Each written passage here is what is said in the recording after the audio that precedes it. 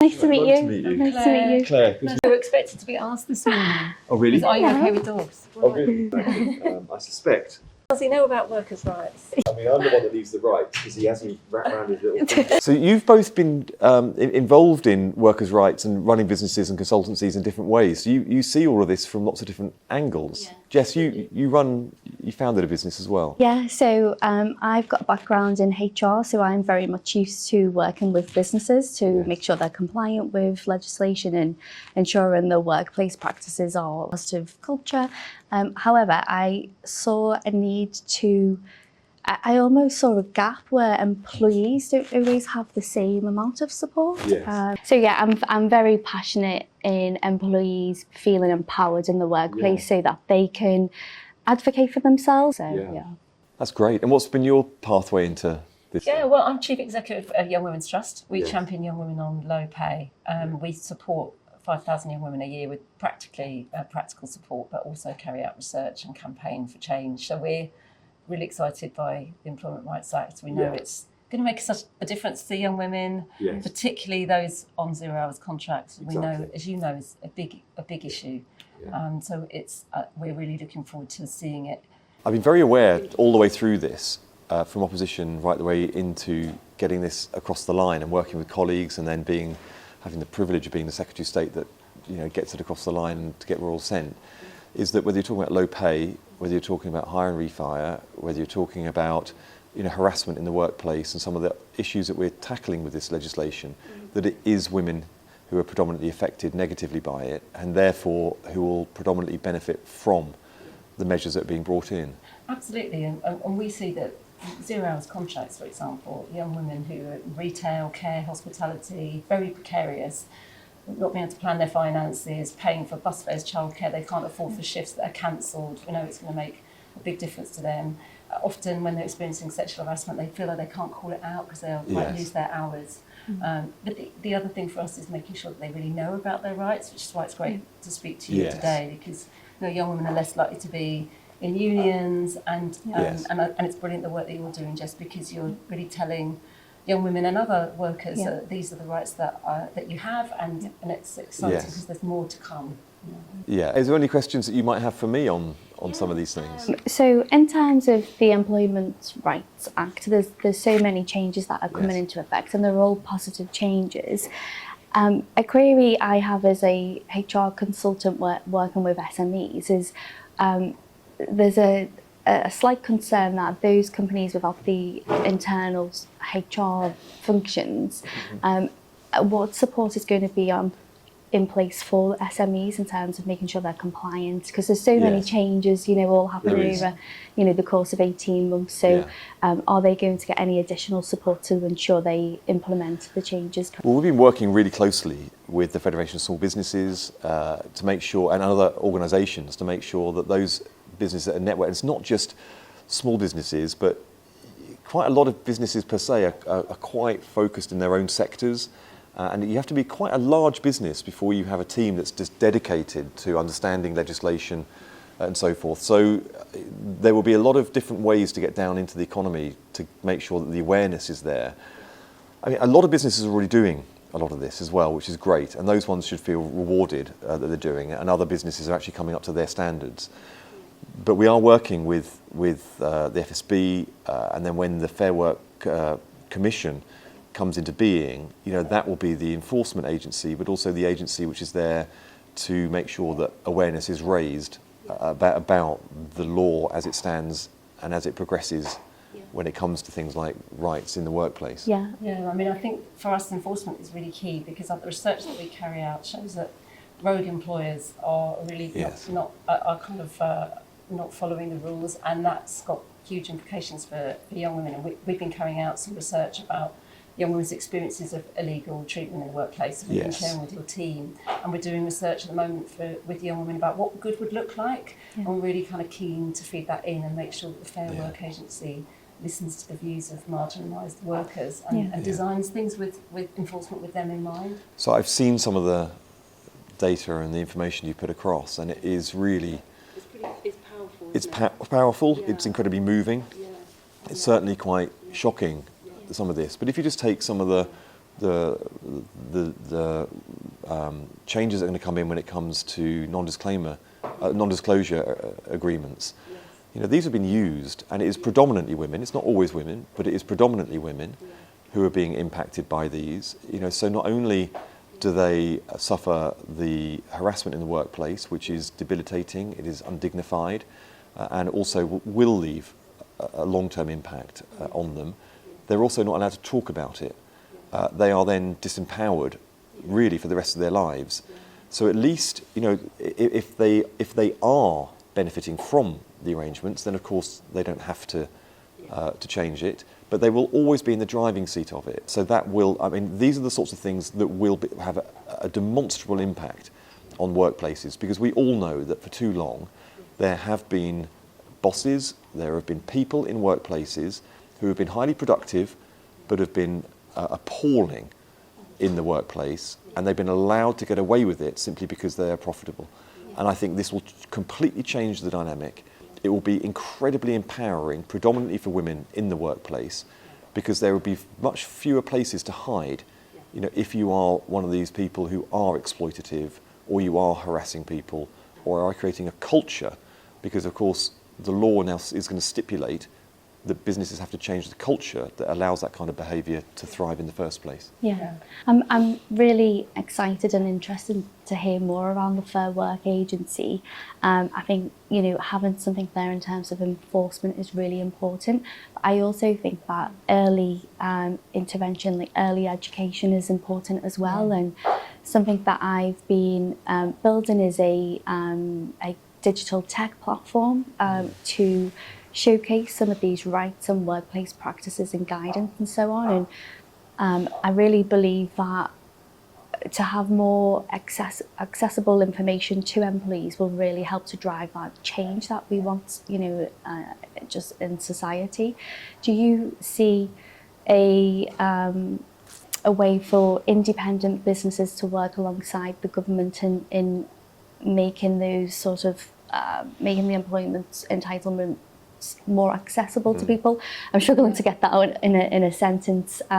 Just something more relevant for you know your demographics coming up now. They don't always want to have a look at DirectGov or ACAS, brilliant resources, but sometimes they want something a bit more on trend. So do you see there being space for those type of tech digital platforms? No, I absolutely do.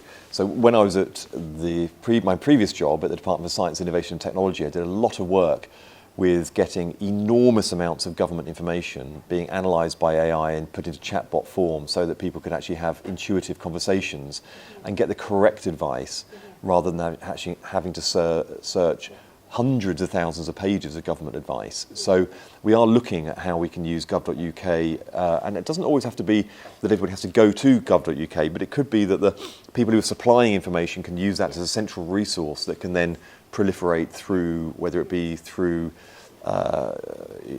bodies, existing trade bodies, or whether it goes down to people who are producing content for social media.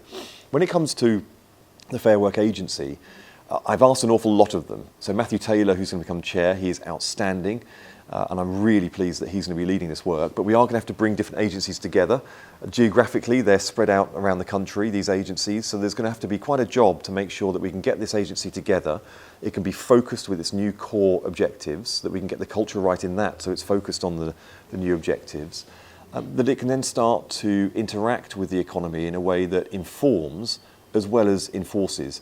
And I think having the ability to do both, I think will give it a lot more agency as this public debate unfolds. But the role of people who are communicating, such as yourselves, is going to be really crucial, because it is a big moment. Yeah, we are really committed to getting the word out. Yeah. Because, you know, the audiences that we're connecting with, young women and wider workers in your case, are really want to know that things are going to improve for them, and I think this is going to be the big change that people are waiting for.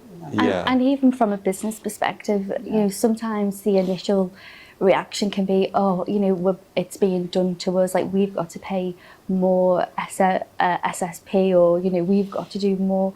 And actually, if those business leaders are more educated in that this is beneficial to them, because again, you're more empowered, happier workers are going to be more productive, which is then going to generate Yes. more productivity, which is then going to contribute to business growth. So Yes. I certainly want everybody harmonised and working together, Yes. you know.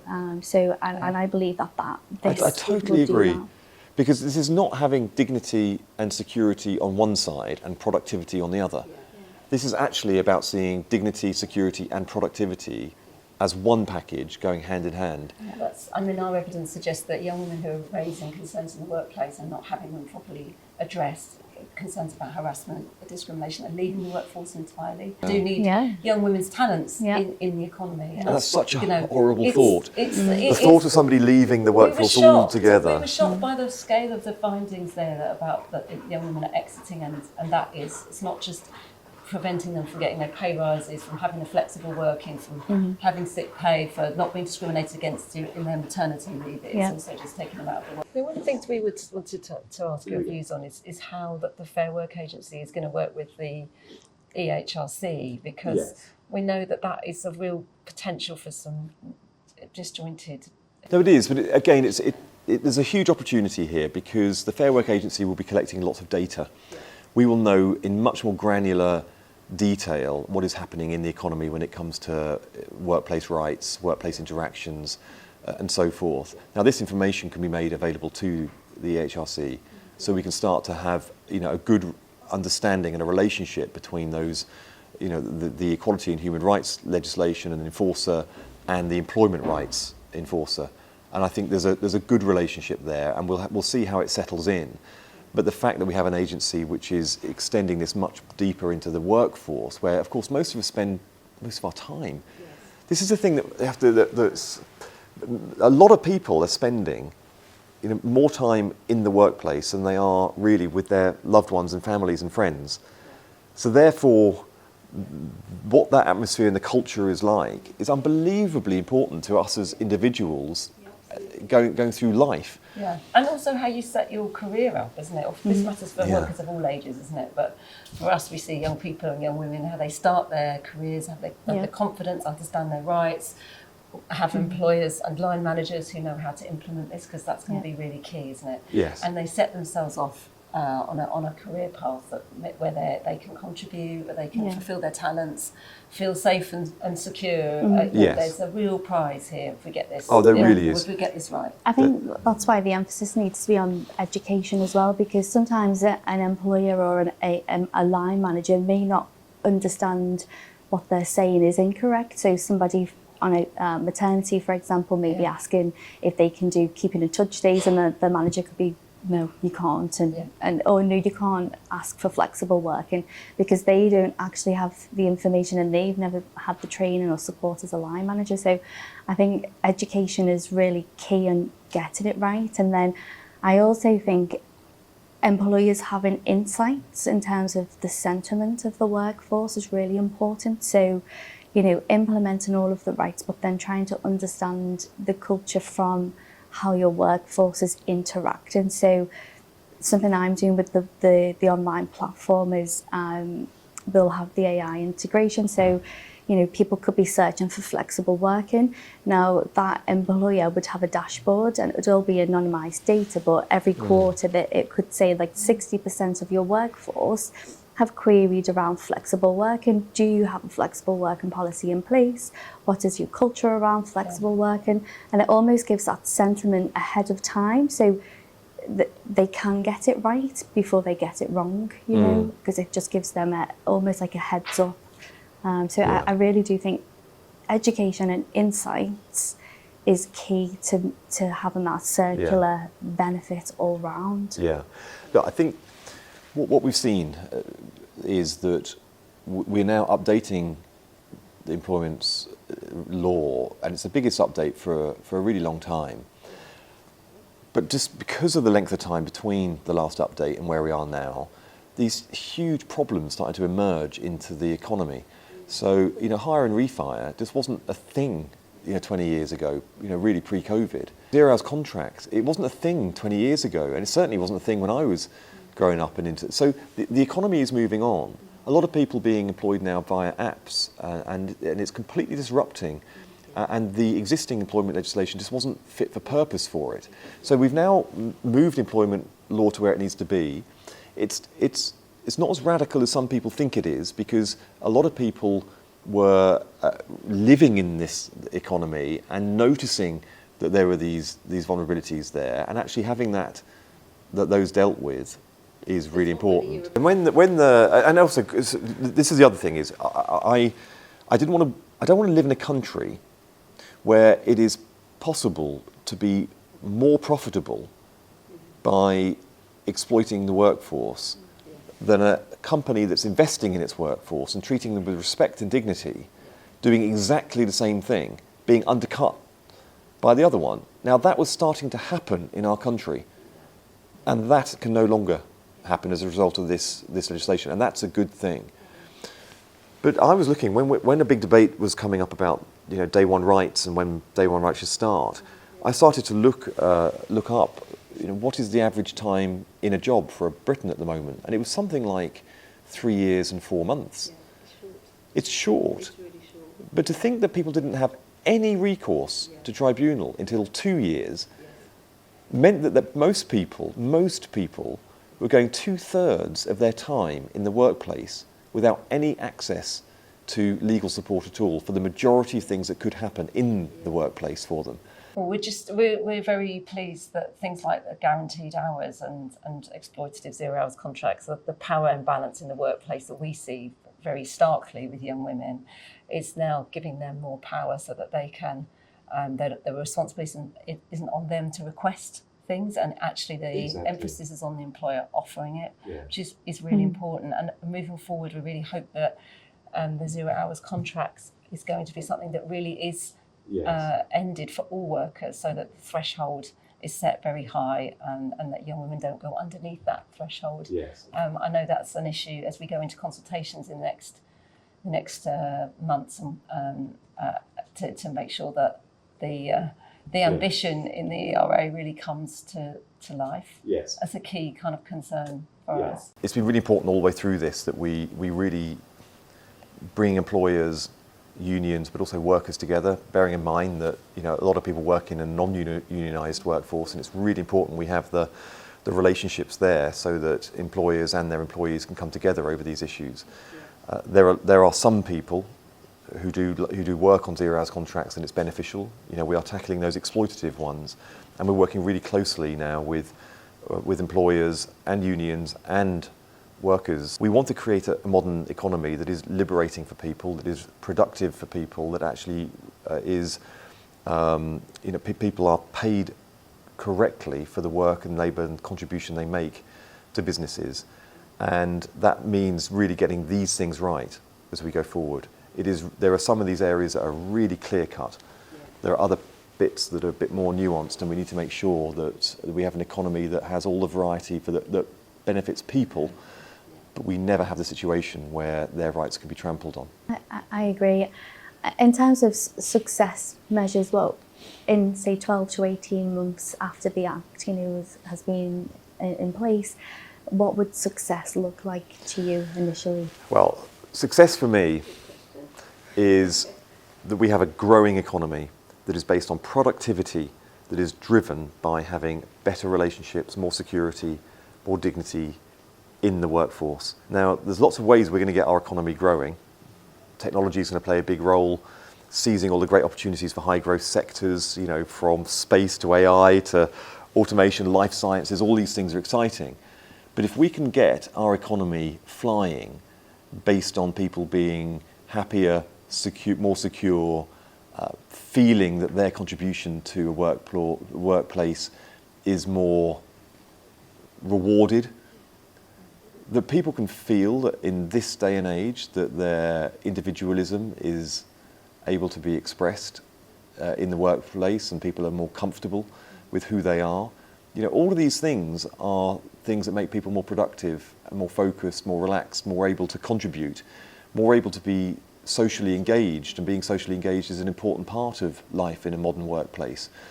If we can have that, everything I'm describing I had when I was young, because I was really, really lucky because the first full-time job I had was working at the Body Shop's head office. This is 1989 when I was 18.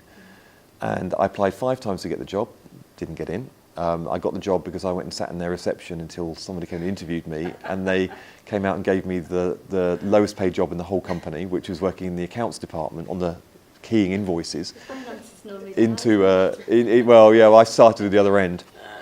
But back then, with Anita Roddick being the first real campaigning entrepreneur, the company was doubling in size every 18 months, but the atmosphere, I just never heard of a workplace where you could basically wear what you wanted. You never saw people in suits. This is 1989. And it was led by a very feminine, powerful leader, and the two things together, feminine and power, didn't really sit in the age, and still make some people uncomfortable today. And the atmosphere, there was so much fun at work, but my God, did we work hard. And I got to know Anita Roddick because I used to go in on a Sunday because I cared so much about the business and I wasn't good at the job. So I used to go in and just, because I cared so much about doing it. Now that was the kind of commitment that I had to a business.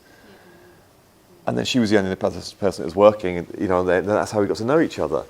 But when you have that sort of relationship where I enjoyed it, I really wanted it to succeed, and yet there was this sense of positivity. And you see that, I'm sure you do as well, with good employers who are really respecting workers' rights and enabling young women to thrive. That it is an absolute win-win. I've worked for a similar company where it was a really profitable company, but it had the best culture and people really did come first. And, everybody was entitled to be themselves and everybody was creative and everybody really bought into the company. And now it's been 5 years since I've worked there and I still engage with everything they post on LinkedIn. I advocate for their products. I still feel that I'm part of that company because it was such a strong culture, and I think that is really key. And I'm the same. I still buy Body Shop products.